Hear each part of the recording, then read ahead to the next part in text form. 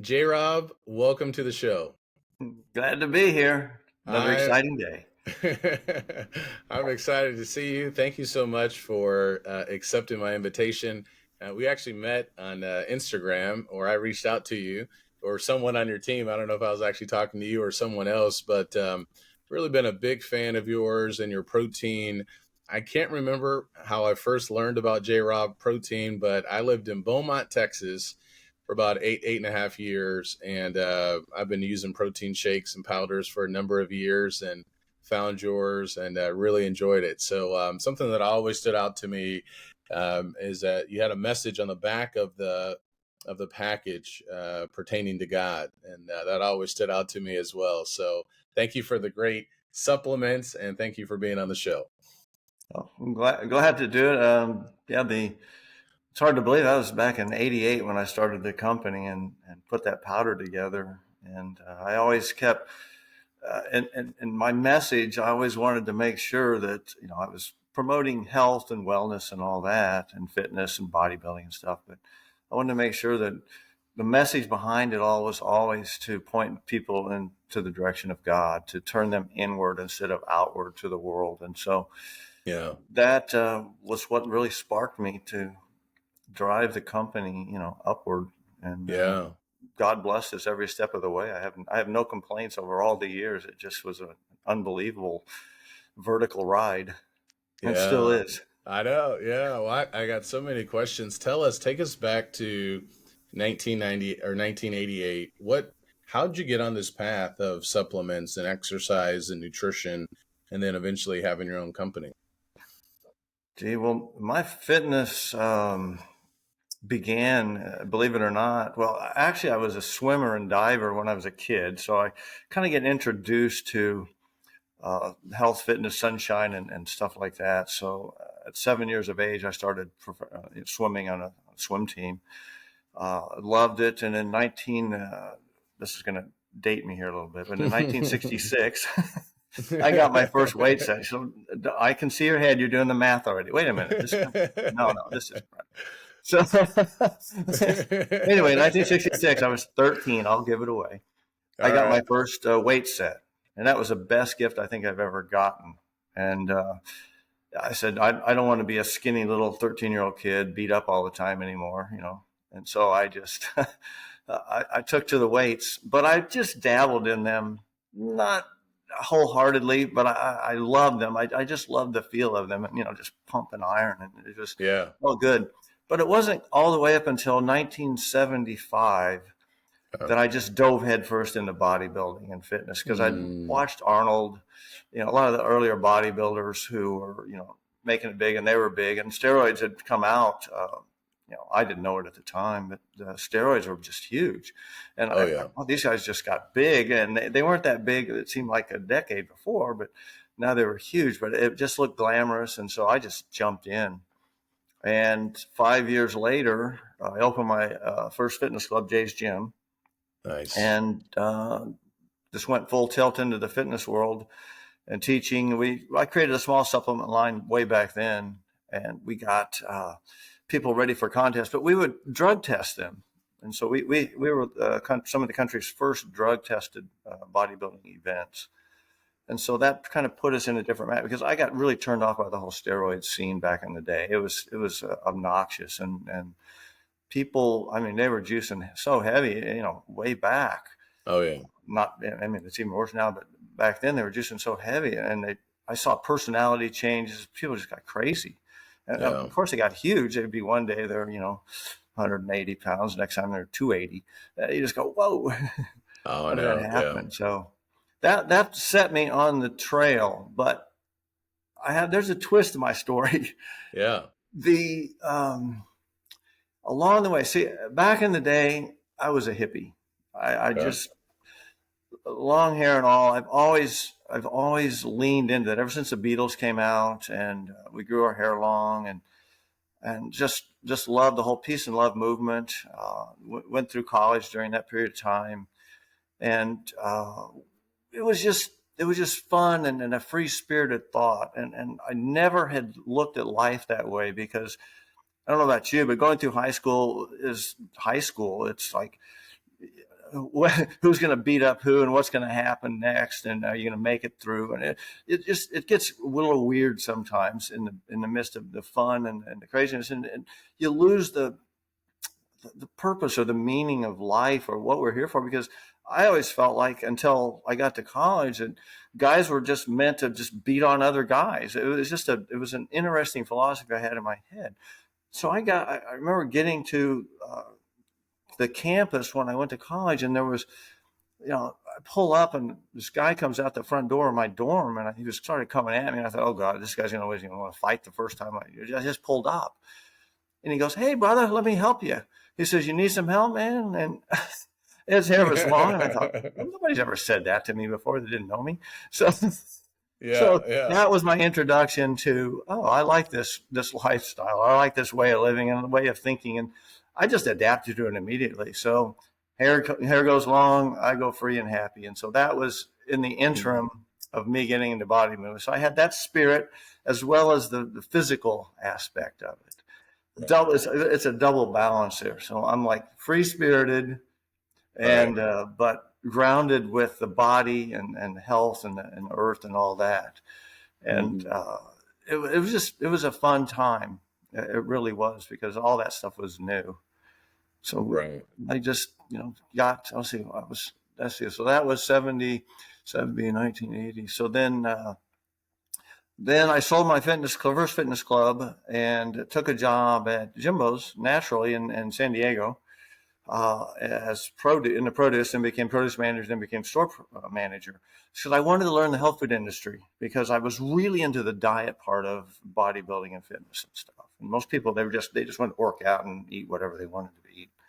And I said, no, it doesn't work that way. I mean, the body's like a temple, temple of the spirit. You have to nourish it, the mind and the body. So that brought me into the world of organic foods, health foods, and so on. And it was very exciting time at then too. Still living in my bus, VW bus, and still a hippie, still floating around, but just having a good time in seeing more organic foods grown and really getting on a movement, which it was. Back then, there weren't very many health food stores back through Right. the early 80s, late 70s, early 80s. There was only like two or three here in San Diego. So Hmm. I just got on that and learned what supplements came in, what was needed. And I know that was a long-winded story, but I'm going to No, wind that's it up fine. Yeah, into no, this. take your time. No, that's great. I realized that the protein powders that they were offering in health food stores were of very poor quality. They were usually a soy protein. They were very gritty. They usually sweeten them with sugar or something. And at the health food stores, they weren't chemicaled or anything like that. But in bodybuilding, they didn't care. So I realized there was a void. And I knew that there was milk and egg proteins that could be superior to the soy proteins that they had. So I got in my head, because I said, I want to bring health. I want to bring the bodybuilding wisdom that I've learned over all these years, which is, what it's like to be physical and so on, to the health food industry, because I saw the health food industry was not physical that much. They Hmm. were in a different way. And I said, I knew this all had to be merged together. So I said, I want to put these together. And so that's what got my head going. So I started doing seminars, and I wrote a book and put together a protein powder, and personally took it store to store to store to store. It's a long story, but Wow, it was a long ride. I mean, I'm that sure we got plenty is. of time to talk, but it was a long ride getting the powder going, and where and how, and getting it all over Los Angeles and into Star's hands and so on. But God just blessed me all the way. And I was willing to work 16 hours a day. I didn't care, just because I loved what I do, just like you. No, that's great. No, there's a lot Hey, to talk who's about that with guy? that. Hey, yeah, I like that. I got to get one of those. I saw your G.O.P. shirts Oh too. yeah, I'll make sure I Geo. give you a gift, a little care package. Well, I appreciate that. Yeah, I really like the no worries shirt. But I can remember growing up, my grandparents, I would call them Granny and Pawpaw, and they drank a lot of protein shakes back then. Shackley was Oh yeah, a big protein exactly. line or something like MLM. that. So Yeah, so I can remember them, consuming Shackley and things like that. But I've always been interested in fitness as well. I majored in kinesiology at the University of Illinois. And so I've always been curious. And I worked at a Gold's Gym for about 2 or 3 years when I was in college, and then got into pharmaceutical sales. But when I was in college, EAS supplements was really big with Bill Phillips. And Oh so yeah. I was following him, and I actually got to meet him in 2017 and give a couple of talks at some of his camps. But yeah, I was a big EAS, Myoplex, all of those big brands and things like that. So I've always had a fascination with that as well, where there's obviously something important, not just merely with the weights, but also with nutrition too. So when I hear you tell your story, though, Jay, there's a couple of other thoughts that come to my mind. One, I'm curious, what did you study in college? And two, to launch this protein line, that takes a lot of perseverance and a lot of creativity and business, IQ and things like that. Where did all that come from? So, can you share any of those thoughts? Oh sure. The what's very very important to understand is I'm an artist. Okay. Let's just at the bottom line of everything I do is an art form. Something bodybuilding was an art form to me. I was just simply sculpting the physical body. As a personal trainer for 10 years, I was sculpting other people's Mm-hmm. bodies. So as an artist, that was my major in college. Interesting story about the college. I was in my sophomore year, and the Vietnam War was going on. Again, I'm dating myself. So Sure. the Vietnam War was going on, and they had the lottery for the draft. So I was drawn. My birthday was drawn as lottery number 16, meaning I'm going. So I dropped out of school, reported to the Army draft board, whatever that had to do, and then I took my physical, and my hair, I got the hair long, and I go, oh boy, this is going to go now. I can't do this. And I saw him cut off Elvis's hair, and I saw him, I said, they can't do this. So I said, no. So anyway, that was all done. And 2 days before I was to report for duty, they abolished the draft. Thank God, hallelujah. Because I guarantee you, the first thing I would have been done was have been shipped off to Vietnam. And my brother-in-law was over there, and he got shot. He survived, but he was in a hospital for years. So I knew it was not pretty. War is never pretty, in my opinion, and I don't think we have any business being at war unless somebody's actually jumping on your head and beating on it. So I'm not a fan of that and sending all our boys. So I was really opposed to it. And that was a cold hippie thing. So I was so thankful that I didn't have to do that and get that. And eventually the war wound down. But uh, that set me off from school. So that's when um, I got to focus on something else, and that was partying. After that, the relief of that, I'm out of school. I'm broke. You know how it is. I don't know that, I didn't have anybody giving me a free ride or anything like that. So I was just broke. I was just a starving student and an artist on top of what am I going to make when I get out? They didn't have Photoshop back in those days or anything. What am I going to Right, do? right, right, Do graffiti everywhere. So, right, but right. I didn't care. I've always had a philosophy. I'm going to do what I want to do, and I don't want to ever think about money. I don't want money to ever come Mm, into the picture. You have gotcha. to as a businessman, yes. But from the get go, I don't ever want that to come up and go, well, you can't do that because it's too much. No, I want to do something and know that I'm going to do it from my heart. I'm going to do it and love it as long as I love it. And once that journey's ended, or I'm not no longer in love with what I'm doing at that time, I'm going to change. And I have no problem changing that job. So I'm willing to take and do anything and live anyway because I'm not attached to, and I'm not saying this to brag, but I'm not attached to any material items because it's just a distraction to me. So it wasn't difficult for me to step into anything and try anything because I didn't have a fear of losing anything. God had blessed me with everything I needed. I had a body; it was healthy. It was giving me wisdom on how to take care of it, how to teach others, how to maintain that, and so I just So let me interrupt for a second if I Sure. can, because I just wrote down a word. I wrote down contentment. You wrote So down if what? I wrote down contentment. Contempt. Okay. Yeah. So if I'm hearing you, that's what it sounds like. Where, and not a lot of people talk like that. I'm trying to think more about that. Right. The Apostle Paul in Philippians 4 talked about in every situation he's learned to be content. So I've often used that language. Right. It's good to go to the school of contentment. That's a hard thing to learn. So what you're saying, I think, is really important. Where a lot of people will stay in a job or a career or not follow their passion because, well, how are things going to work out? And you're right. Obviously we need money and things like that.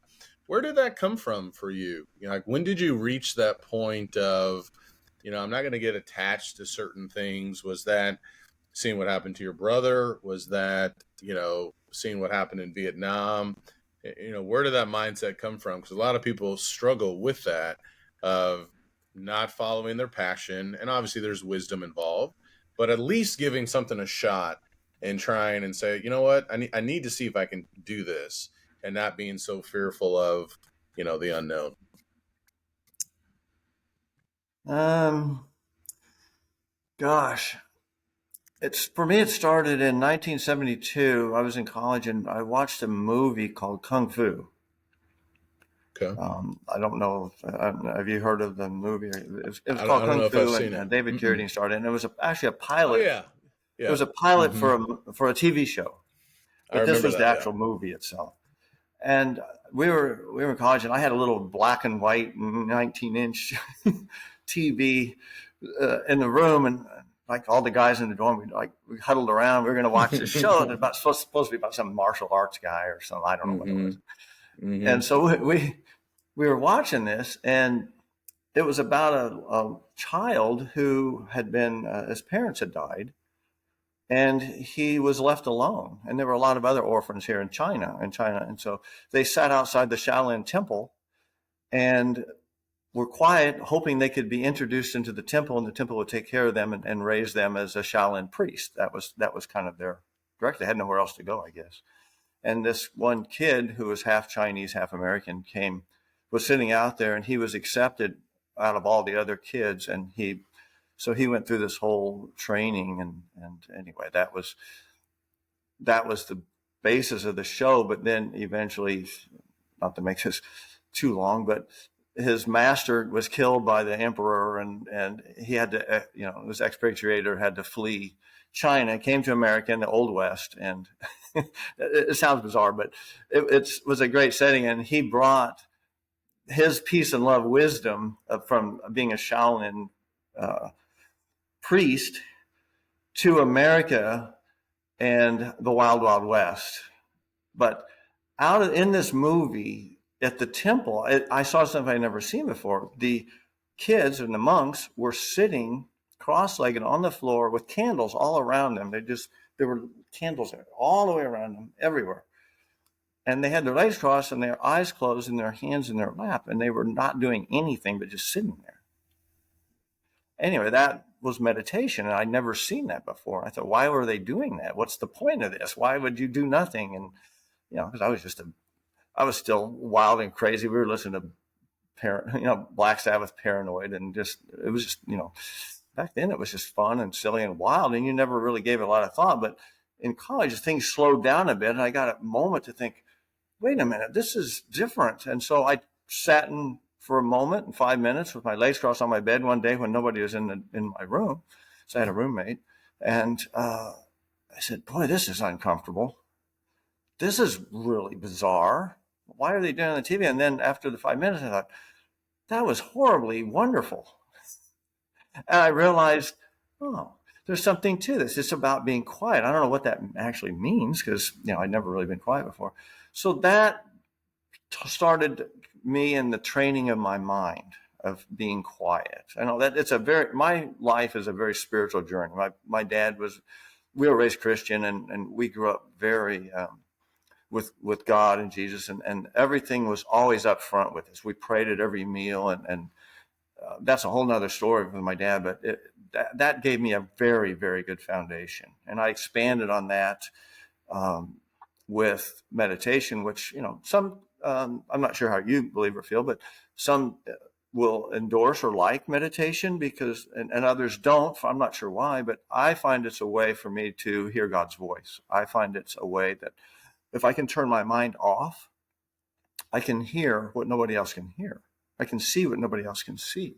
Why? Because the mind is what cloudies the heart, the vision, the inner vision. You can't hear God if you're speaking all the time. You have to be quiet. And like in the Bible said in Psalm, what is that, 43:10 or whatever it is I think that's it. Be still and know that I'm God. That always resonates with me because I realized it took me a while to get accustomed to being quiet because it wasn't back.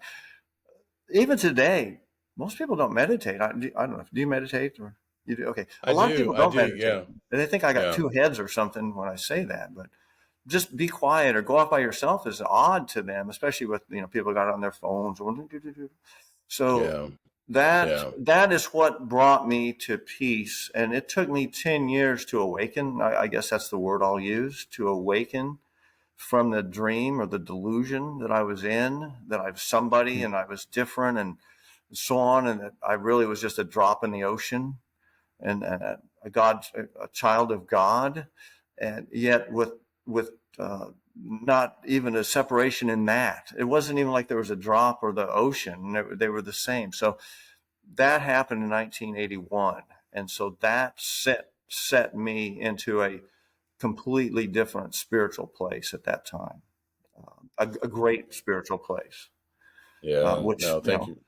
I can bring it in now or we can wind it later, but that's what in 2018, what brought me to become the guru of peace. That was when I decided to I decided to actually teach what I had learned about Mm. enlightenment and the spiritual life and God and all. Until then, I don't know why I just never.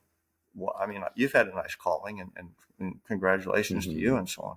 I Thank didn't you. feel Yeah. that calling. I felt like I was still incubating, learning. I had a lot of experience to do, and because I felt I was to deliver a slightly different message, which is what I feel, and I had to, and it has to be wrapped up in a beautiful package of peace and love that died out in the hippie days, and I don't think it should ever have died out. I think that needs Mm. to be revived more than ever. I don't feel like the world is spinning out of control or everything's crazy. I think the only thing spinning out of control in our world right now are people's own minds.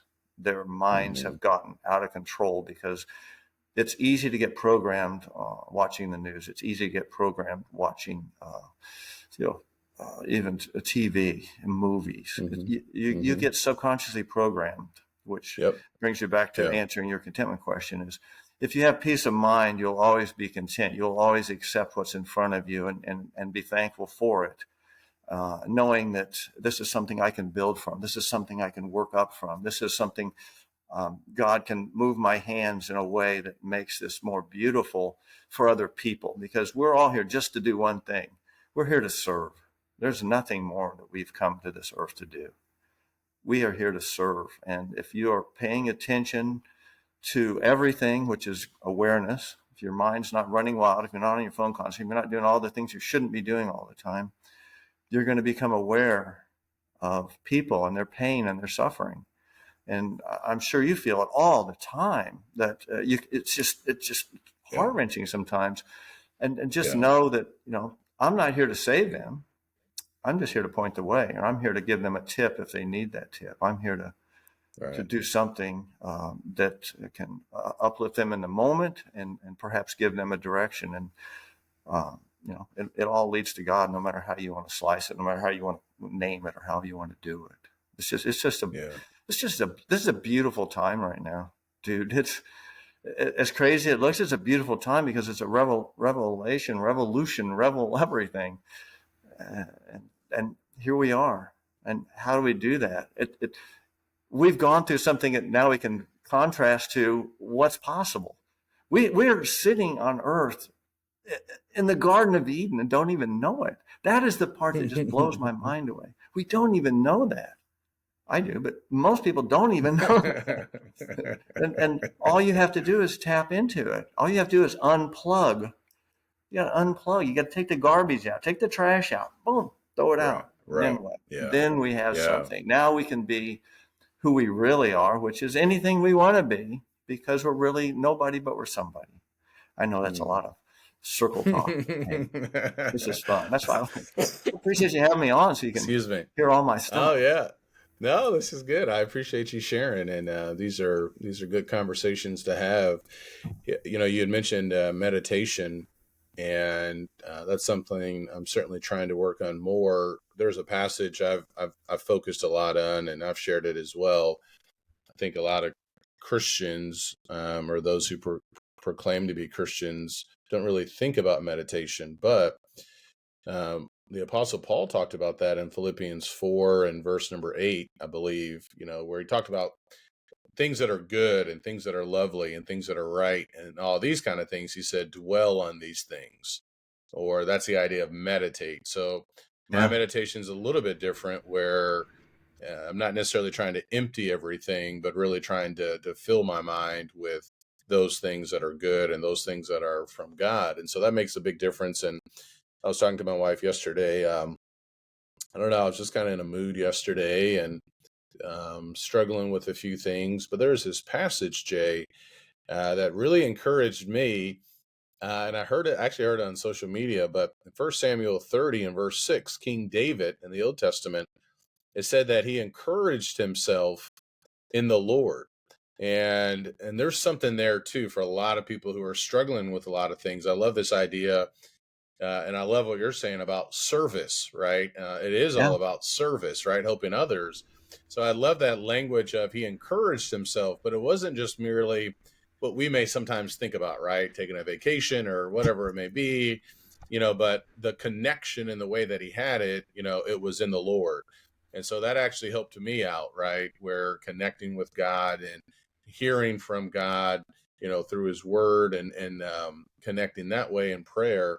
So I think all of those things are important, and those are things that I teach as well.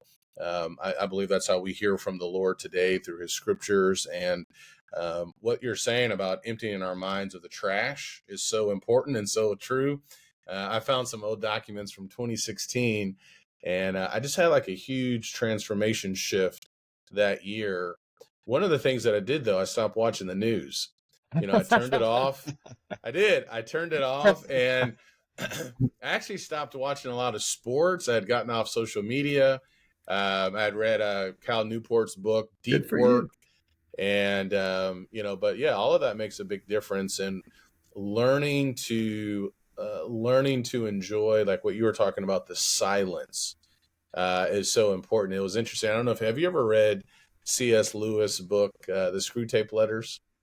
I don't know if I read that. I have read some C.S. Lewis. Yes, I do enjoy his. Yeah, yeah. So we're recording this on Saturday. Last night, my wife and I and a couple other people went out to see the play in Dallas, and it was, you know, he talks about it in the book, but he talks about Screw Tape is like this demon, and one of the things they emphasize a lot about is noise, and that's what you were talking about, right? Getting comfortable in the silence, and a lot of people just are not comfortable with turn the phone off for 30 minutes or an hour, turn the news off, and just getting comfortable in the silence. So there is something to that, of taking that time and really processing thoughts and meditating on those things that are good, for sure. So that takes a lot, but I think that is something, that's how we can definitely tap into contentment and to Well, see and to enjoy what we yeah, actually have. You know what I mean?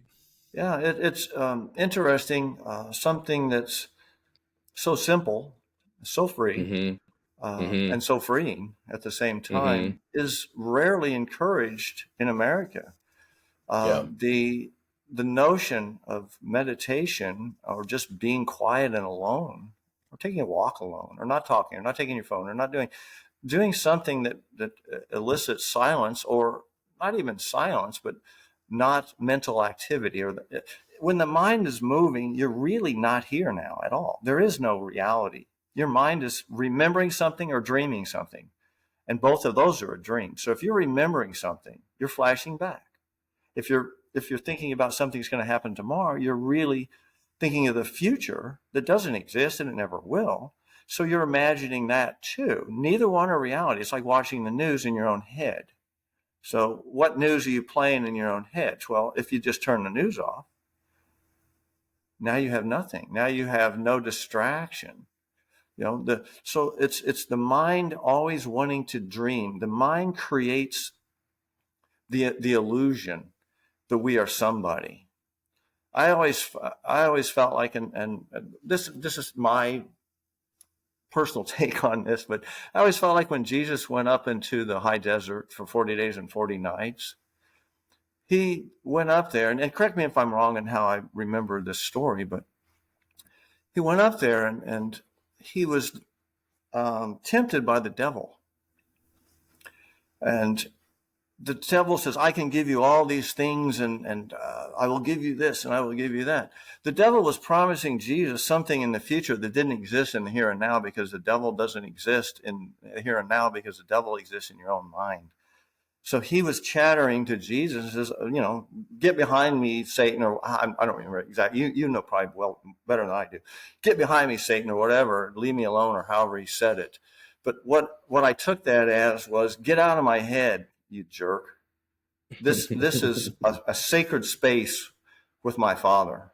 Get out. That was what I felt that was.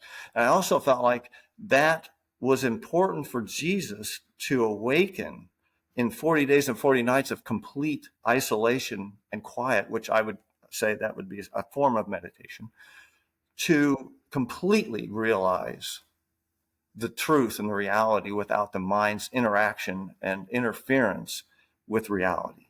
And correct me if I'm wrong again, but I believe after that, he then began his teaching. Not before that, but after that. Am I correct on that? Yeah, so the example you're talking about is in Matthew chapter 4, I believe, You verses know it 1 all. through You know all. 12.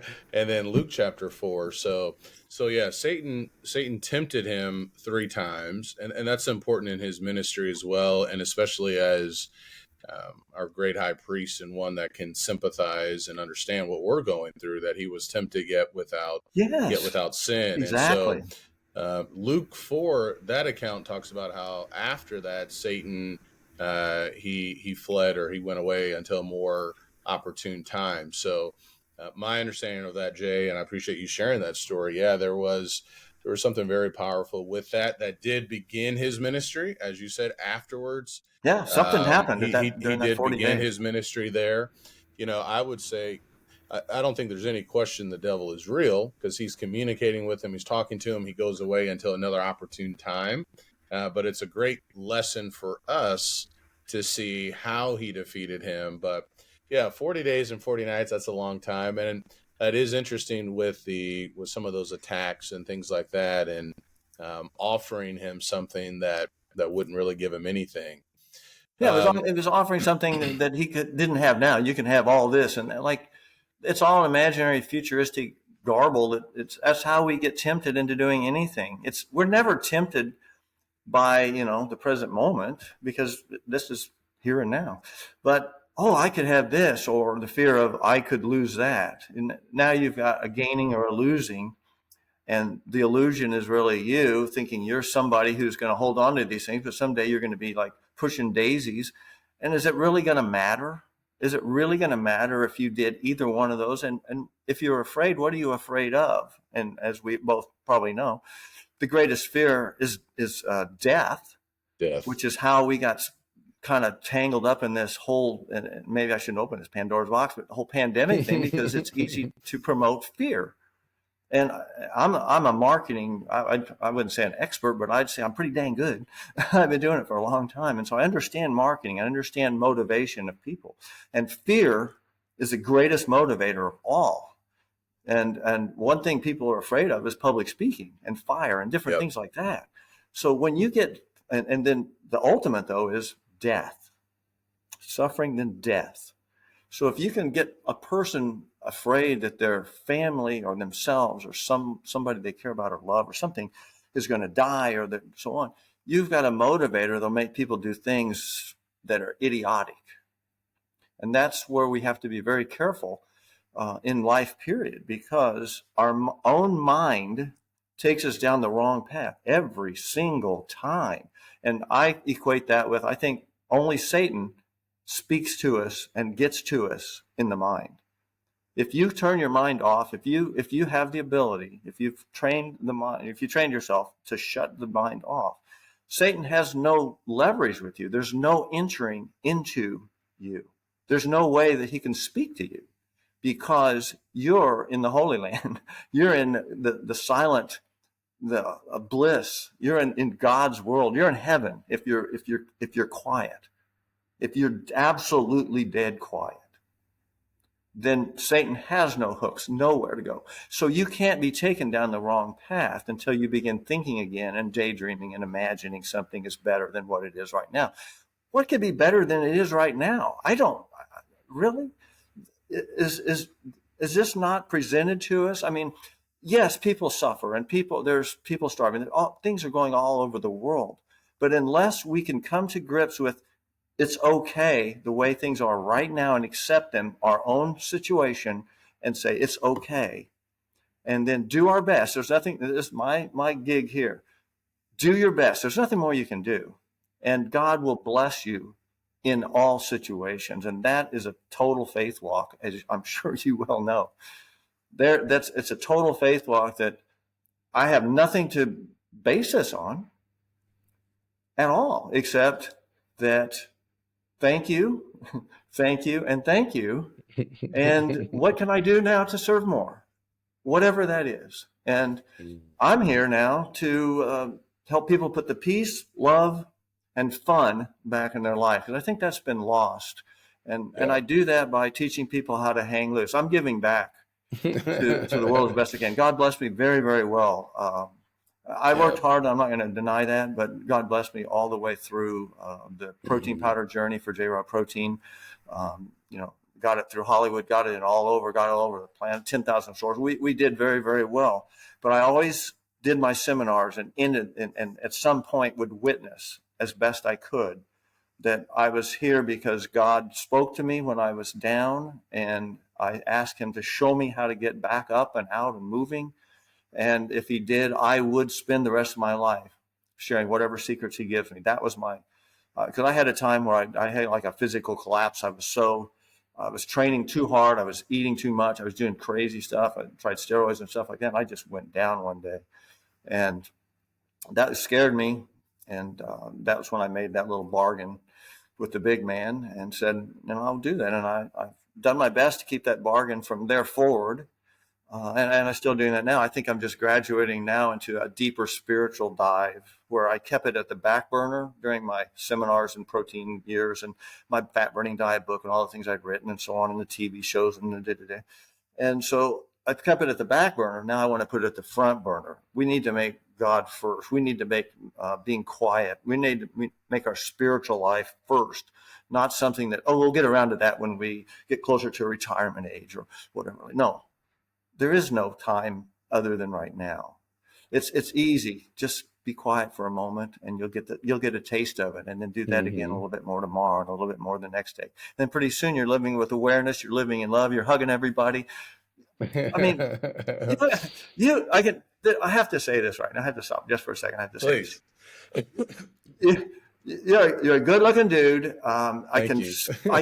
You reek of success. I can see why God's blessed you so well. You just have a bright future. I just feel it. I can feel your heart. The moment I saw you, I thought, wow, this guy is special, and God has a purpose for him, and you're doing something you love. And you know what? God's going to bless you in ways you've never imagined, ever. Yeah. Thank you. I appreciate that, Jay. And thank you for doing a podcast. I think it's awesome. You're inspiring me. I'm going to do a podcast now.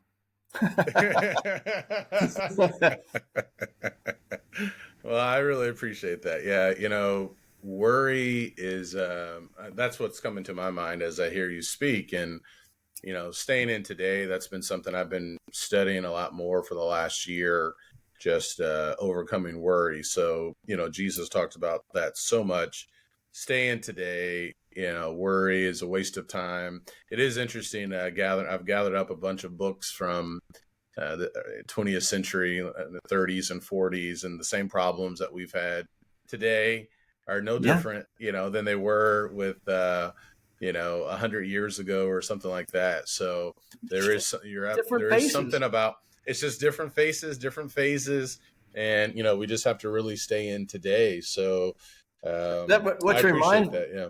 which Hmm. reminds me, in 1966, Yeah. I don't know if you know Frank Zappa. That name sounds familiar, but tell me who he was again. Frank Zappa, he was just like a American musician artist, and Okay. he would do bizarre music and funny stuff like watch out. Let's see, don't eat the yellow snow or something would be like one of his songs or something like that. Watch out where the huskies go. Don't you eat that yellow snow. Had funny stuff like that. Anyway, in 1966, he came out with his first album called Freak Out. And that album had a song on it called Trouble Coming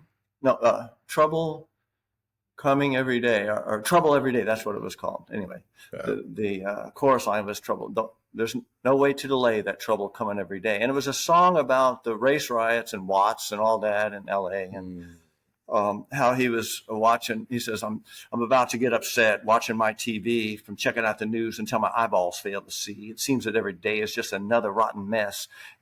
And when it's going to change, my friend, is anybody's guess. So I'm watching that. I'm waiting, hoping for the best. I think I go to praying every time I hear him saying that there's no way to delay that trouble coming every day. No way to delay that trouble coming every day. Anyway, he wrote a song that could 50 years later almost Yep. exactly describe our Exactly. country at the Yeah. moment. Exactly. If I played that song, most people never even heard of it. But if I Mm. played that song for somebody now, they'd go, "Oh well, I thought that was about what we just went through." And I thought, "Yeah. Do you think things have really changed any? No. So what Yep. has to change? We have to change our own mind. Absolutely. That's what's going on.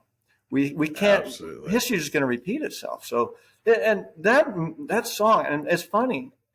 All these years, I've listened to that song regularly because I like it, because it reminds me of the chaos that is just inspired by nonsense. And I saw it happen in the hippie days. That was what that was really all about. I think they wanted to take the hippie movement down. And so they created the riots. They created all this chaos and looked like the hippies were just radicals and they are, we hate Vietnam. And so, hey, I was there. Let me tell you something. There was the most peaceful bunch of people I've ever seen. They were more interested in smoking pot than throwing any type of Molotov cocktails. That was the majority of them. If there were some radicals that were injected into that, that's sad, because it did kind of take the whole thing down and made hippies look bad and da da da. But it's history and it's repeating itself, and we don't need to repeat it with the same inaction. I think action is needed right now. Benjamin, people like you, speaking up, speaking out, talking, sharing, loving, hugging. I'm going to have my next shirt's going to be printed. It's going to be sex, hugs, and rock and roll, because that's what I feel is important. And that's needs to come back to people's minds. I don't know about you, but I'm out in the world floating around a lot or whatever. We were just up in LA the other day and we're floating all over the place. And I realized that people are uncomfortable. Not everybody, but a lot of people are uncomfortable in this world. I admit I look a little different than the average person you probably see out there, but um, I I still, I'm still the same bubbly, effervescent guy. I'm out there, but I realize that people don't really know how to interact with people anymore. Not that they probably ever really, in America, they were ever really good at it. I think the hippie movement brought that barrier down so that people weren't afraid to hug. Guys weren't afraid to hug each other because it was okay. And you weren't afraid to like everybody, no matter where they came from or who they were or why they were. It was an awakening. But so I'm out there in the world, I'm thinking, boy, people are still, they're just uptight. Everybody. And so I realized, well, what's really needed in this situation is that someone just to kind of say, it's okay. It's okay.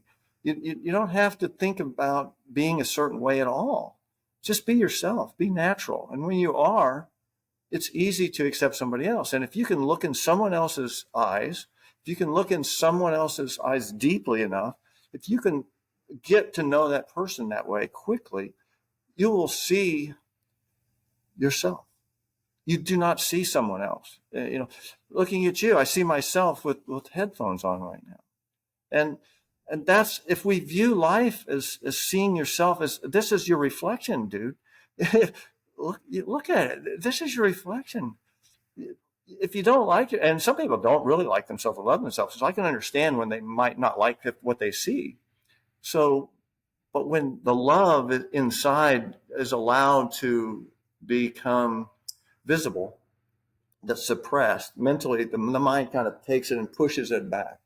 But when the mind gets settled, when dust settles, you know those little snow globe things, with the little snow in them. You ever shake those up and you set them down on a counter and you look at them? And it takes a while, but within a couple of minutes, all those little flakes are down low. Well, that's just like when you be quiet, you're like a snow globe. Your head, you shake it up, and it's always shaking up. You set it down for a moment, let it settle. You don't have to do anything because it naturally stops thinking. It naturally is a snow globe. It'll just settle down. You just have to be quiet. You just have to you have to dedicate your time to it.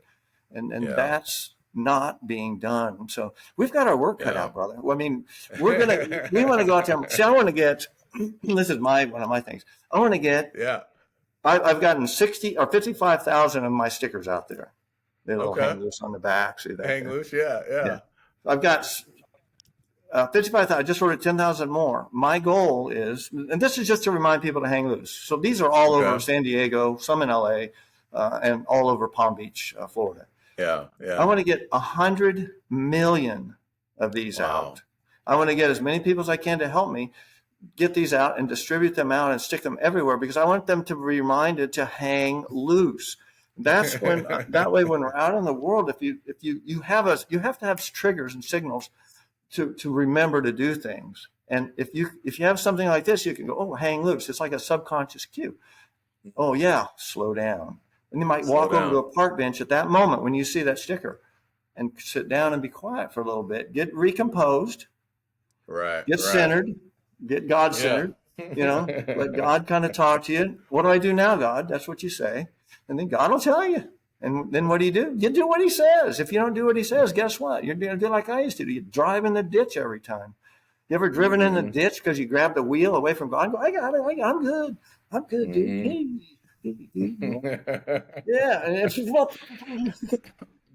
next thing you know, you're off the road. We don't listen. Yeah, that's right. That's right. Well, you've never done that, though. You're probably not like me. I got a little wild in my career here. So no, I've done that plenty. I've done that plenty of times. I was actually, when I was running today with my dog Teddy, I was just my mind kind of went back to some things in college, and I definitely have driven into the ditch, not listening to what God has to say for sure. I want to ask you. You had mentioned something earlier, and I know we've covered a lot of territory here. I'm curious. You mentioned you're an artist. Yes. You like being able to have that freedom of trying different things and going after passions and things like that. Yeah. And you've been really successful with that. I'm curious with how long did it take, or has it taken for you? So, you've already had your supplement company, you've done books and things like that. When different thoughts, pop into your head, or ideas or passions, how fast are you actually moving on those? Are you thinking about them for a couple of months, talking to your wife about them, putting the plan together? Like, I'm sure you're not just like, hey, today I'm just done with that, going here, or maybe you are. Walk us through, what does that actually look like for these different goals and things like that? 100 million stickers, that's a pretty big goal. You've had to, I'm sure, think about that and really, why'd you come to that number and things like that. So how are you going through this process when you are taking these big leaps or these new adventures? Excellent question. That's a good question. That's going to make me dig a little deeper. In the past, for me, I was spontaneous. I in San Diego in 40 something years, I probably lived in 30, 35 different places. I'm very spontaneous. So I can pick up and move quick. And when I started the company, I could, I wanted to start my own gym. I started a fitness club or whatever it was. I would think about it and knew that was what I was going to do. I'd have the vision and knew that was what I was going to do. And I would act on it very quickly because I didn't have nobody else. I didn't have well, if I had a girlfriend, I wasn't married and I didn't have kids at the time or anything. Like I could act on things just immediately. It's boom, boom, boom. Because I didn't have to think about how's this going to affect, my wife, or how's this going to affect my kids, or their schools, or I didn't. So I could be, I guess you call that selfish a little bit, but spontaneously selfish. So I could act really quick. And then as I got into actually living in a home instead of my bus, I actually lived in a tent for a few years by San Diego State in a hippie commune out there years way back in the day. So it was a free spirit of time. So I could think very quickly and change my mind. If I said, I don't want to live here anymore, I'm going to Hawaii, I'd just leave. So Yeah. over time, though, with more things that accumulate around you, to not be attached to things is very tricky for people because they're stuff, and that's including people and children and so on. So there becomes an influence and a factor there. So thought processes or changes become a little slower. For the years of growing the company, I mean, we grew for 20 straight years at a 40% growth rate clip, which is extremely rapid. I went through 8 buildings till we finally got into a 4,000 square foot, a 21,000 square foot, $4 million building here in Carlsbad in North County, San Diego. After, I don't know, it was 20 years or whatever, but we got into that, and that was big enough finally to take care of what we needed to do. So at that point in business and in life and with what I'm doing, and at the time married and a child and so on, then thought processes slowed down just slightly, but I was still very spontaneous. I think in business you have to be very quick in making a decision, and if not, it's usually not going to be a good or the right decision. If you've got to ponder things for very long and you didn't go with your gut reaction initially, it can cause problems. So I was still very quick and very spontaneous because I was pretty much, I was a CEO running the show, doing everything, had 38 employees, and we were just like ripping. I mean, we were just cranking it. But I realized that if I made a decision here or there, it would affect all these employees and their families and their health care and their lives and their livelihood and where they can live and can they pay their mortgage. So there became a different feeling to me because I felt obligated to be very, very, very considerate of other people's lives and so on. So I always ran the company kind of that way. Now, when we got to in 2018, when I said, I can't do this anymore, I don't think I'd actually explained it that way, but to become Jay Robb, I was the diet guru then, become Jay Robb and the protein and the fat burning diet and the fat burning chef and all those things. To do that, I went semi-mainstream corporate. Most people might don't know how to do that. I went from living in my bus into 3-piece, designer suits, ties, cufflinks, shoes, the whole bit. I mean, driving a Mercedes instead of a 68 VW bus. What that taught me, this is a slight sidebar there, but what I learned in business was that people can only imagine what you project from your image. It doesn't have to be necessarily real, but they like to see success. And so success in the minds of most people in America is not living in your bus, is not living in a tent, it's not being a free spirit. It's looking successful. So I decided I'll be the same guy, drive a Mercedes and look successful because I am successful. I was I was already a millionaire, multimillionaire, whatever. I was and I was still schlepping around with my surfboard and my bus and kind of doing whatever. And I thought, I'm not helping people as best I can. So I'm going to up my game. And that's when I dressed my game up, dressed everything up, dressed the company up and everything else. And by God, it worked.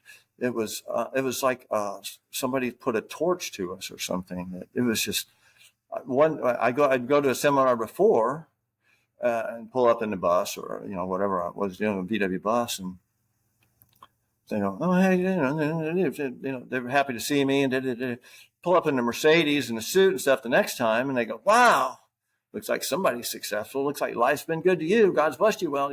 There was just this complete Almost change. a superficial or shallow view of, well, I guess if you have all this, then it means that. Yeah. So I realized that I said, well, I'm just going to do this experiment. As a game, I'll play the game. And darn it, the game works.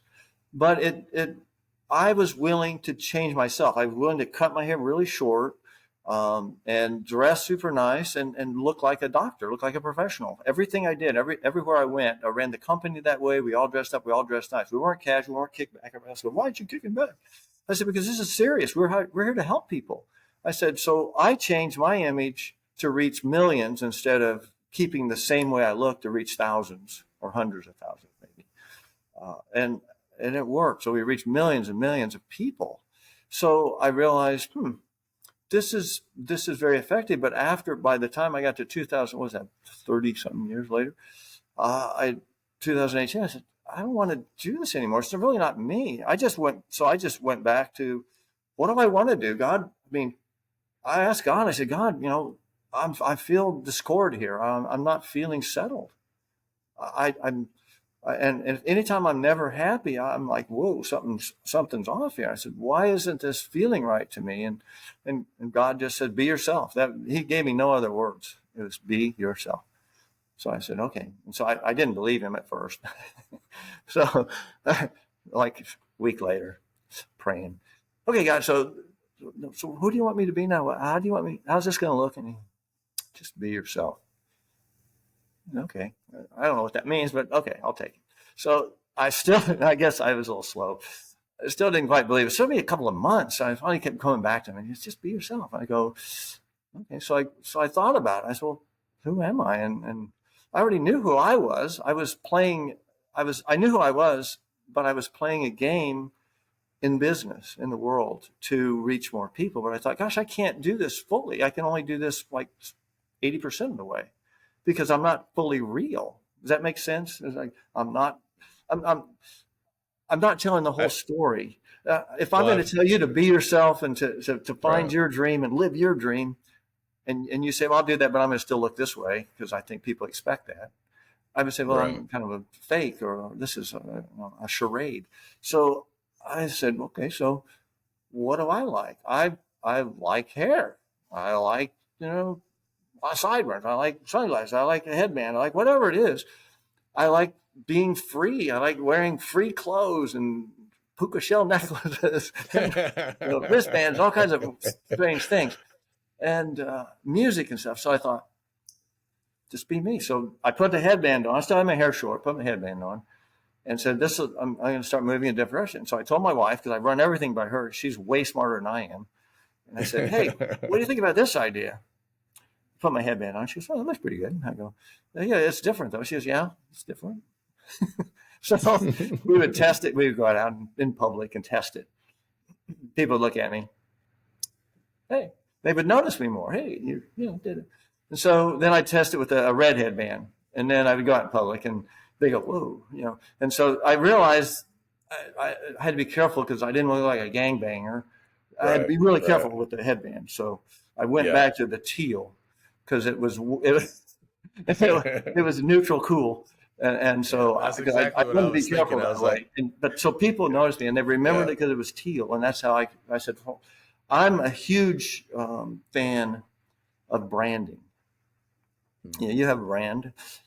I am creating another brand. I have Jay Robb brand. I have a few other things, but I'm creating the G.O.P brand, this guy brand. So I'm immortal. So that's a branding. So that came about with a graphic designer, and I put that together. And I said, I don't know why it worked so well, but my look and this, when we would go to, out to eat or in Palm Beach, you got all these great places like Guanabanas. You can eat outdoors, and it's like tropical, and there's coconut palms everywhere, and you're like on vacation every day. It's insane, but you are. So I would go everywhere, and pretty soon people recognize me, and I realize, aha, this is the very most important thing. That's why I put my image on my bag of protein.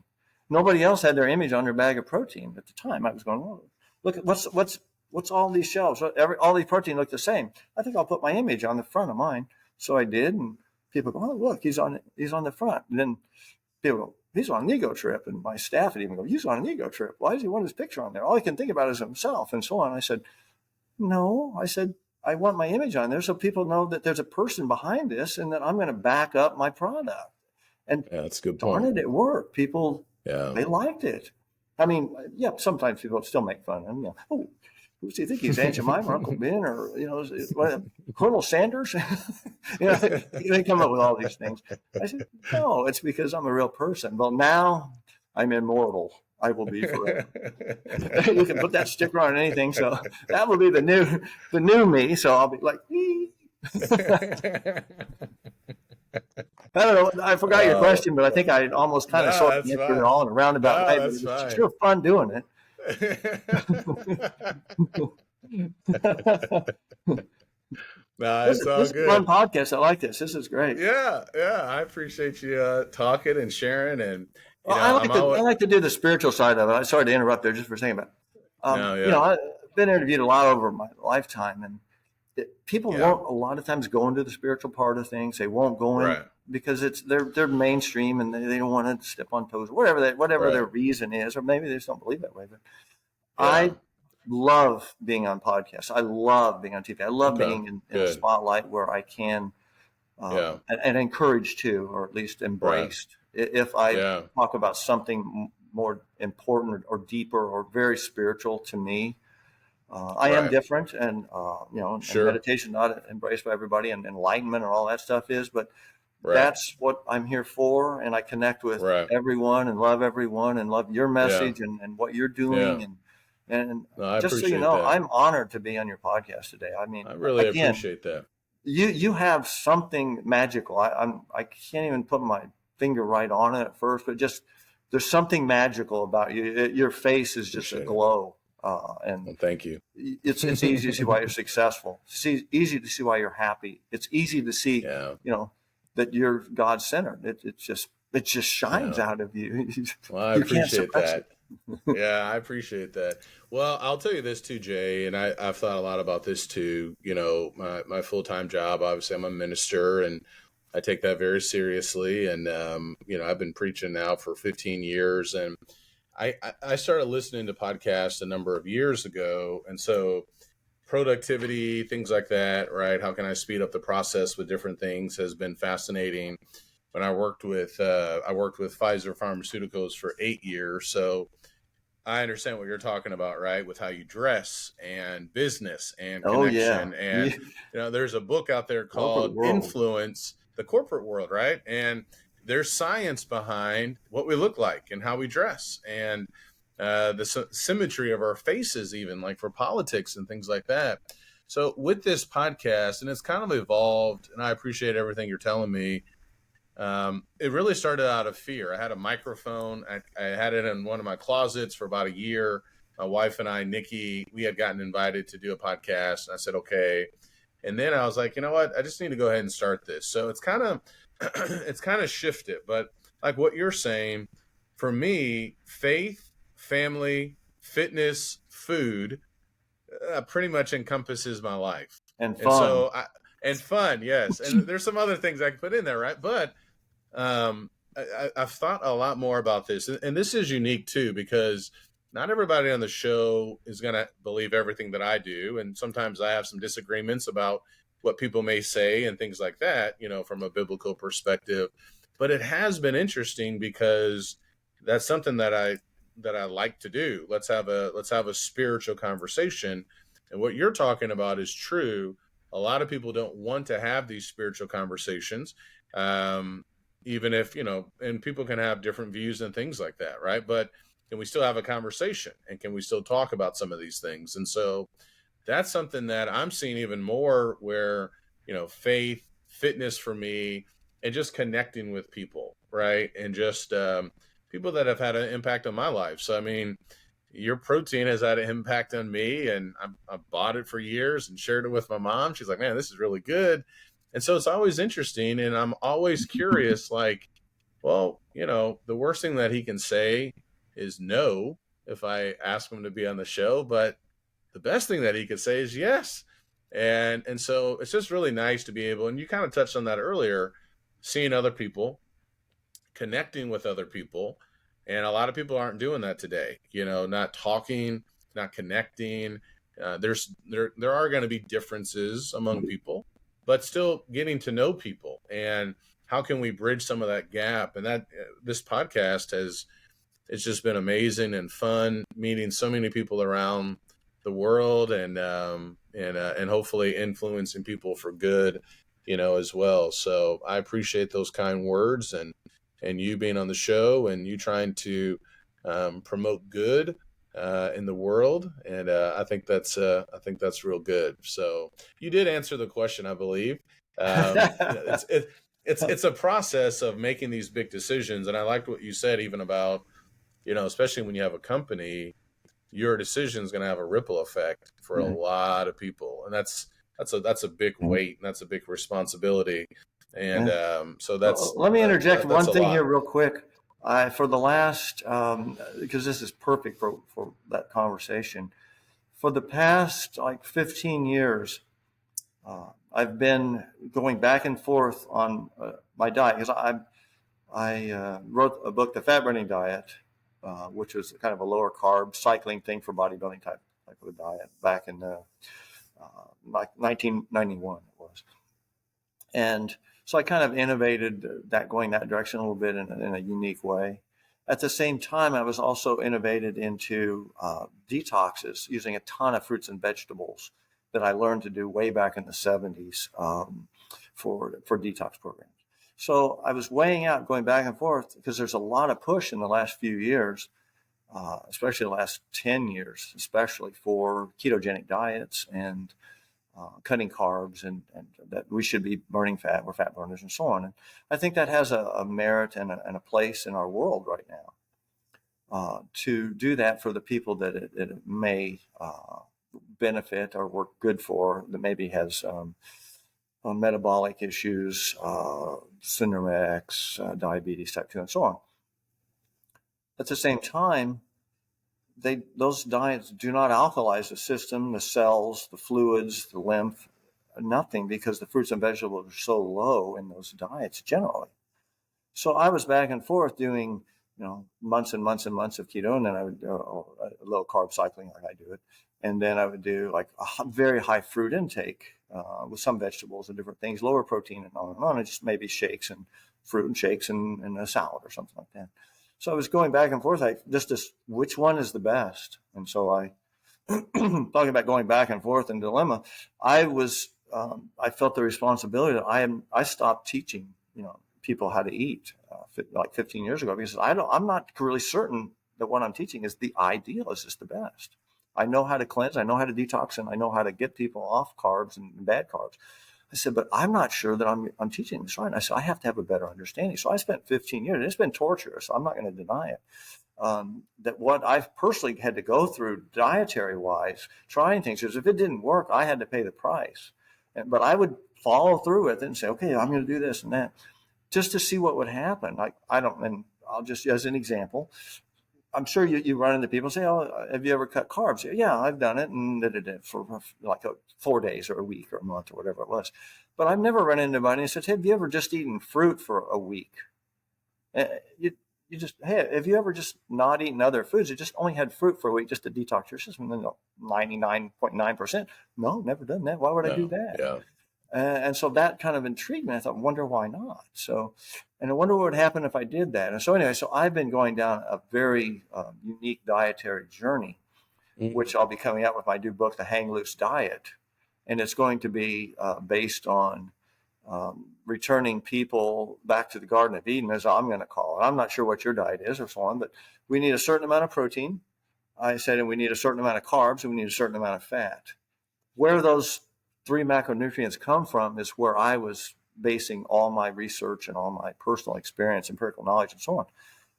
What are those, and how does that pan out? Well, there's a lot of people out there that are carnivore, getting good results. A lot of people in keto getting good results. But after a while, I started noticing a lot of the blogs and a lot of things we're coming up with. After a while, these aren't working very well.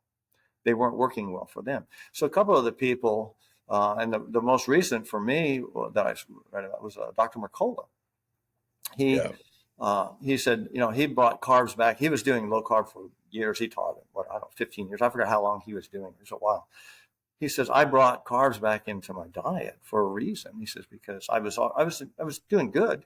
He said, but I felt like I could do better. So and this was staggering to me. He brought 500 grams a day of fruit, carbs as carbohydrate. No, and I think he might have rice or potatoes every now and then, but mostly from. That's high. I've never quite gone that high myself. But Dr. Paul Saladino, I don't know if you follow any of his stuff on his podcast, but he was a carnivore guy for a year and a half, and all of a sudden he said my blood work was horrible. So he brought in 300 grams a day of fruit and meat. That was what he did. He ate fruit and meat. I'm not sure if Mercola does meat or what his protein thing is, but I'd prefer shakes or something. But anyway, whatever a person wants to do.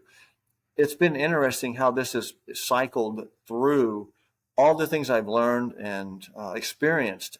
I can never get away from the fact that the more fruit I ate, this is for me personally, but I now realize other people are experiencing this too. The more fruit I ate, the better I felt. My blood pressure would be normal or lower than normal or whatever. It'd be in a great range. If it'd be higher, if I was higher fat. I realized fat was a problem, and everybody's saying the opposite right now. Fat was the problem. You can't get it over 15% of your diet because your body really wants to burn glucose. That's the kicker right there. So it will burn fat, but only as a fallback. It'll revert back to fat burning. That's no problem. And if you're laying around, that's what it wants to do. It'll just burn fat because you don't need it. But when you need energy, when you're training, when you're pumping iron, when you're running, when you're doing something, you were out running with the dogs. You said this morning, was that it, or yesterday or something? Yeah, this morning. Yeah. Well, that energy comes from not burning fat unless you're ketogenic, fully ketogenic. And most people aren't, but if you are, then it really will be fat. But the performance level that your cells like is going to be at a glucose level, burning glucose. And the two fuels that are best are still glucose and fructose in that combination, about 50-50. And that's where I'm taking this, because what I've seen, and I'm starting to see the research coming into it now, which has been a little suppressed. I'm not sure why, but it's been suppressed, maybe because it does heal people. Is when you do that, blood pressure returns to normal, aches, pains, toxic things. Everything in the body is an acid reaction. Even when you overtrain, I've done that too many times. I'm sure you have too. You just hurt. That's acid. There's nothing else. There's nothing mysterious about it. It's acid that's residing in the tissues, in your muscles, and wherever it is. So that's just rough. So when you alkalize out with the fruits, not really even vegetables, because they just don't quite cut it. They're too toxic and so on. But fruit, we're designed to eat fruits. I really think we have missed the boat in America by moving away from fruit, because it heals us. It allows the body to heal. It nourishes us. It has vitamin C. We have to have vitamin C. It has potassium. You need 4,700 milligrams of potassium a day. America gets half that. Every American, and I guarantee you, every American is about half that. So that means a 50% deficit daily for life. That's pretty low, meaning you're going to have low energy, low spark, low alkalization, low electrolytes, and pretty soon just so you can't run your life like that. But when you put fruit into it, you can meet that. You can get your vitamin C needs. And if you want to eat meat, eat meat. And if you want to eat any other proteins, if you want to eat eggs, fine. I use protein powder and different things, but whatever, that's fine. The things that I think have become problematic are all of these starchy type carbs in all the various forms that we can easily overeat. And so that's kind of my message, or that's what I'll be talking about. That's good. I wrote a book called Fit on Fruit and a while back. But anyway, this will be kind of a resurge of it with all the new stuff of fruit is really our primary food. And that way I don't want to make labels I don't like labeling people. You're keto, you're macrobiotic, Right. you're Right. carnivore. Just take the label off. Yeah. I just say eat a fruit-based diet and let the other chips fall where they fall. Have a protein shake Yeah. at night. Just get what you need. Make it simple, dude. Well, it's interesting too because I went vegan last year for about 4 months and saw some great results. So there's always also the challenge of Yeah. lifestyle, right? Can you maintain this, long term and Yeah. things like Yeah. that? So I will say for me, typically most mornings I'm having a smoothie. So back in the day when I was, in college, it would just be a protein shake, nothing else. But now it's a really big smoothie. So Good for your you. shakes, I've used other shakes in the past, but what I typically do, I'm putting in like a cup and a half of frozen blueberries, a really big portion of strawberries, pineapple. I'm kind of moving away from peanut butter. I started doing some almond butter. And recently it was actually really good.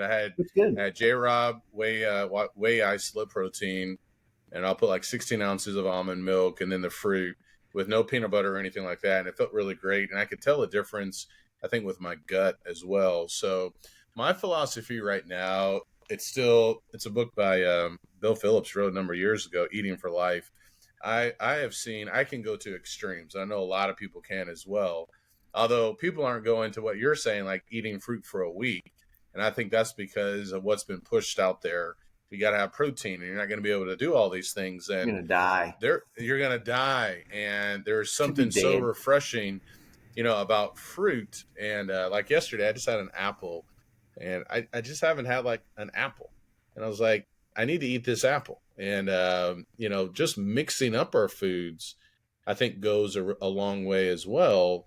And getting away from all of these labels where then you almost feel guilty if you do eat something, that doesn't fall into, vegan or keto or whatever the case may be. So yeah, carbohydrates, they're not the enemy. But what you're talking about, the starches and the sugar for sure. But even the sugar from fruit, people are staying away from that Oh, they're when they scared should to be, death of sugar and yeah, fruit. when they should be eating it. And yeah, absolutely. So Yeah. Well, interesting thing on fruit, people don't understand this, and diabetics, don't understand it either at all. They they don't realize that fructose doesn't require insulin to get into your cells. So half of the sugar in fruit is fructose, and so it requires no insulin. That's why if you ever look at the glycemic indexes or yep, glycemic loads, even better, yeah, fruit is always low, way lower than starches, way lower. way lower. They, Yeah, the what? And I've never heard a doctor say, the more, fructose doesn't require insulin. So if you're diabetic, it's going to help you. So you need to eat high fructose foods, but not high fructose corn syrup because it's like death. It's so processed, it just doesn't work. And now I think it's infused with a lot of starch and tiny particles that just really irritate the system. So that's why you can't do high fructose corn syrup. But if you do fruit, this is my opinion, and I think it's a good one, that God gave us fruit for a reason. And That's right. we have eyeballs, we have eyes, we can detect red at 300 yards on a tree. Why do we do that? Why can't we detect bright yellow at 250 yards? Why? Because we're designed to find fruit. It has to be our basic food. What do you feed a child when they're not being weaned, but when they get to the age of 5-6 months? You usually smash up a banana, at least in America. You smash up a banana and you feed that to your child. Or you can, we used to do this with our son. We'd put apples in a blender and blend it into applesauce and do that too. Yep. Bananas, apples. So we'd blend up fruit and give that as a supplement to breast milk. Why? Because fruit is the ideal food for humans. How did we get away from that? Well, I have my own theories. I think it goes with some of the large soft drink companies. I won't mention any names, but their initials are like Coca-Cola and Pepsi. But I don't want to just pick on them. But yeah, everybody's right. in that bash. I'm not here to bash any companies. That's never my aim. But there's a responsibility that has to be there. Once that was in place, we took the sugar that was in fruit. When I was a kid, fruit was the sweet. It was our treat. eventually that became sodas and Cokes. Yeah. Mm. And that, all we've done is we still have the same sweet tooth. We just moved it to cakes, pies, ice creams, and Cokes and soft drinks and candy bars and even nutrition bars and anything else that you can come up with that's sweet that is not a piece of fruit. You cannot deny that picking a banana, peeling it down, and that just looks good. And if you're running and you just had a long run, you come back, that banana is going to take care of you. Yep. Not a bar won't do that. I'm sorry, but it won't. But a banana will, maybe 2 or maybe 3. So we have a design. So I spent 15 years now making sure that I wasn't going to mislead somebody, because I thought, gosh, I don't want to turn people diabetic into worse diabetics.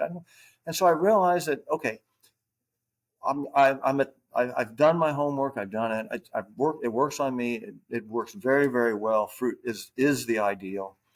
I love it. I feel like it keeps me younger, more youthful. I sleep better. Everything. It's like a miracle food, and it's inexpensive, and it's everywhere.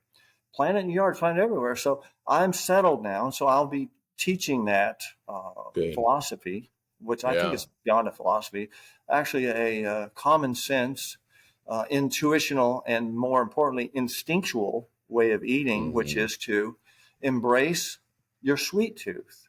But you can only do that because of the Randall cycle. You can only do that because if you keep fats at about 15 to 20% max. Some of the research is saying 30%. I think that's too close and too high to the threshold. But especially if somebody is metabolically impaired, you want to keep those fats down to about 15 to 20%. I think 15 is probably more the ideal, which is interesting because a lot of bodybuilding diets, they don't use the fruit, but a lot of them contest diets, which I used to teach and stuff like that. A lot of taught sports nutrition for 10 years. So the teaching was always, chicken breast and half a cup of rice, and chicken breast and a small sweet potato, that you would eat this 6 times a day or whatever it was to get in a certain condition. I always found it was hard on me because I wasn't eating anything fresh and alive. But some people did very, very well on it. But the point is that you have to supply the glucose at some point to your cells. And if you go overshoot, you can get fat. If you undershoot, you get, then you go ketogenic or you become emaciated looking. A lot of guys used to do, I'm going to do low carb all that. And they get on stage and just look flat and just emaciated. They just looked awful because you have to have glycogen in your muscles, and you can store 350 grams of carbohydrate minimum in your liver and your muscles. That's a lot of carbohydrate. That's just like 15 bananas. That's unbelievable. Like 11 bowls of oatmeal. Nobody eats that much, but you can store that without getting fat. That was how I taught my fat burning diet and sports nutrition.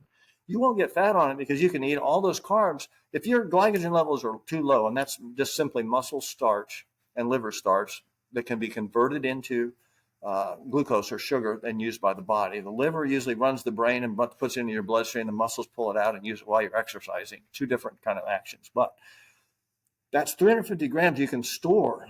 So if you're depleted on that, you could carb load for 3 days and not put on an ounce of fat. That's why in bodybuilding, you compete. I don't remember in your bio that. I haven't. No. Well, getting ready for contests is pretty insane and stupid sometimes, but it's fun because you see how the body works, and so you can drive carbs low and then drive them back up high.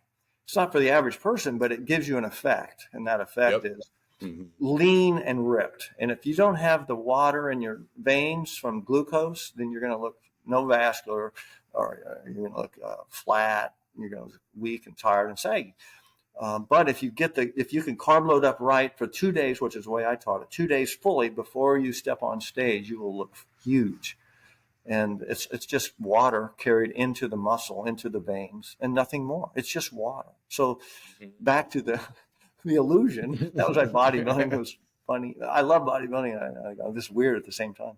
There's an illusion you're always creating. This is me, and look at these abs, but you didn't tell them. I had to starve for a week and 2 weeks or 3 weeks to get to that. But look how they look. Right. I feel like crap, but hey, look at that. Right. So the key is I want to feel good, look good, and live long. So yes, I feel like I'm midlife. No, that feels feel good, look good, live long. No, that's absolutely right. And yeah, Oh, there's a lot of things out there, because I worked at a Gold's Gym, and there's a lot of different things people can do with steroids and things like that. And um, it's an amazing thing to see how we can manipulate our bodies, and even for photos unbelievable. and things like that. But yeah, I think the marketing has just been so big, where even when I was on this vegan diet, I was eating a lot of carbs and dropping weight. And, it's just this misconception of, well, I can't have any of this. And it's not true at all. And so now let me ask you this. And we've gone over time, and I appreciate your time. I want to be respectful. Two things. When is your book coming out? And when's your podcast coming out? My book should be out. Let's see, what is this? We're going into September 1st. I'm going to try to have everything ready by November 1st. I think I'll have the podcast up and going though within probably another 2 or 3 weeks. Okay. And I'm also going to be starting to shoot my videos, and I'll be teaching the hang loose diet along with my hang loose lifestyle. And I'll have my hang loose manual, and I have my my hang loose Hang this stickers, cup, yeah. and all at jrob.com, by the way. But anyway, I'm going to have all those things within the next 8 weeks. So I give myself that much time, and I'll tell you a quick little story though. In November 18th, we're going to be shooting the music video, which is really what I love doing now is making music. I'm having a blast. So I have a new song out for my second album, and we'll be shooting that video on November 18th. At the same time, I'm getting a 74 VW bus that was similar to the buses I used to live in back in the day. They were usually a little even older than that. Completely redone. Putting the new shoes and socks. There's going to be dropped. It's going to be. I don't know how low I'm going to get it. I'm not going to slam it, but it's going to be a ride. And I also put a Tesla style motor into it. Wow. So we've got That's cool. electric VW retro ride that I'm going to be Okay. cruising up and down the coastline on both Nice. coasts. And I call it the magic bus because it is magical. And Yeah. it's going to be set up and ready. So we'll be shooting a lot more videos. I kind of not recluse. I just stepped back from the spotlight for quite a few years, like the last probably 10 years, and just been in and out lightly with it, simply because I'm preparing to come forward as the GOP. And I wanted to make sure I was very, very clear on my. You talk about making a decision, or how is that affected over time? That's like a 5-year time period of really sifting. I really had to pour things in and sift out. Who is the GOP? What's his message? And how will he present that? And how is he going to solve problems? How is he going to help people? What's he going to do? It's easy when you're a diet guru. You go, hey, I can show you how to lose weight, and I can show you how to lose weight. It's so easy. It's easy. It's ridiculous. I said, you don't even have to work out hard. I can show you how to lose weight and keep your muscle. It was no mystery to me. The question was, would they do it? And that was usually no, but at least 20% would follow through. So that's how you perpetuate that forward. So I wanted to make sure that the GOP bringing a message of, peace, love, and hope, and especially putting the peace, love, and fun back in somebody's life. So I sifted it all down to, I'm here to teach people, or to remind people, not even to teach. I don't even want to be a teacher like that. I'm here to remind people to hang loose. It's okay. That's my message. And if you will hang loose, it will put the peace, love, and fun back in your life. And if you will be quiet, you will hear God, and God will direct you every step of your way. Every step. Yes. And Benjamin, you're just doing, do you go by Ben or Benjamin? Either one's fine. Benjamin's fine. Okay. Yeah. So Benjamin, I like that. It seems more appropriate for you. So you're doing something so just so valuable, so needed, that people want it and they need it. That's very important. Yeah, both of those. But you're delivering that message to people, because people lose hope. And once the mind's tangled up and they're down, and Americans are a little bit beat up right now, And they're not the only ones. We've got Europe's beat up, and a lot of other countries around the world are feeling a little tension from what we've just been through. And we got to be careful. So we have to pay attention to how we think, how we take care of our bodies. We have to be strong internally, and we have to be faithful. We have to keep our mind on God and not look at the temporal things that are around us, because these things, this is part of the illusion. We see the creation, but people don't know the creator. That's a void. That's something that can only be found in total silence. You can pray all day long, but until you stop praying and be quiet for a moment after your prayer, and I believe in prayer. I think prayer is awesome, but you have to stop praying and be quiet, because you cannot be the only one speaking at that conference. You have to be hearing the other person on the podcast, and that other person on the podcast is God. And that podcast never turns off. Well, yeah, that's right. I did a sermon last week on the Holy Spirit, and that's what I said.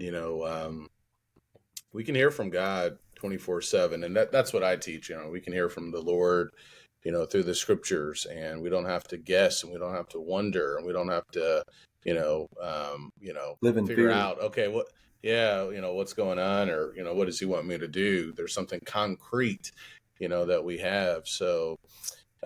Jay, I really appreciate this. I think you and I could probably talk for 5 hours, and I'd love to talk to you again, even if it's not on a podcast. I'd love to talk to you again and stay connected to you. And I'll be praying for you and your family. And thank you for this time, and thank you for your encouragement to me. I greatly appreciate it. Well, thank you for having me on your podcast. It's truly my honor to be on your podcast and to be able to share things that are heartfelt to me, and to join with you. Yes. And trying to do our best to do God's work and to make a difference in this world in a positive way. Yes. The world always needs that balance of positive, because there's always the evil and the good, and we got to keep that in balance. And so, as far as I'm concerned, we've been friends forever before I even knew you. So we're friends now. Love you like a brother. Immediately. I don't know what it was. I saw your face. Dude, it's like my brother. Mi hermano siempre. So we are really gonna rock the Casbah here together, as we say. So we're gonna be buds for life. And if you want me back on your podcast to be rambling on and jibber jabbering, I'll be happy to do it anytime. Absolutely. And share. If you just want to talk sometime, I'm always available. I'm always here. So, like I said, likewise. We are brothers, and we'll always be brothers.